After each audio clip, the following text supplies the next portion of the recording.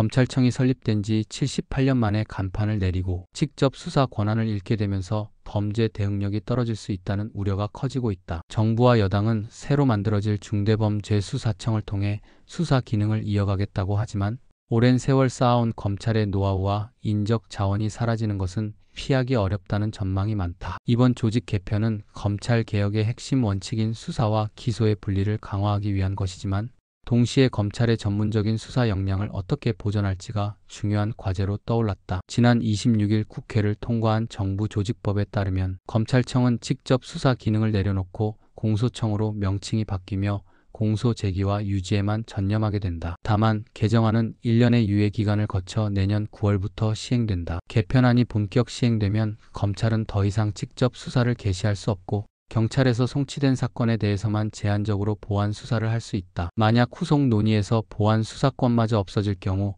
검찰은 송치된 사건조차 직접 다루지 못하고 단순히 경찰의 보안 수사 요구만 할 수 있게 된다. 법조계에서는 경찰 중수청 공수처가 과연 검찰의 공백을 완전히 메울 수 있을지에 대해 의문을 제기한다. 경찰은 원래 치안 유지 업무가 주된 역할이고 모든 경찰이 수사 경험을 갖고 있는 것도 아니다. 교통, 경비, 정보 등 다양한 분야로 인력이 분산돼 있고 수사 경험이 부족한 인물이 수사부서 책임자로 발탁되는 경우도 생긴다. 반면 검찰은 대부분의 업무가 수사와 직간접적으로 얽혀 있어 검사와 수사관이 자연스럽게 실무 능력을 키워왔다. 특히 복잡한 구조의 경제 사건이나 국제 공조가 필요한 사건처럼 검찰이 주도해온 분야는 수사권 박탈 이후 역량이 크게 떨어질 것이라는 분석이 많다. 법적 해석이 요구되는 수사에서 경찰이 주도권을 쥐게 될 경우 공소 유지 과정에서 절차적 문제와 법적 논란이 불거질 수 있다는 지적도 있다. 한 검찰 간부 출신 변호사는 수사는 처음부터 적법성을 고려해야 하는데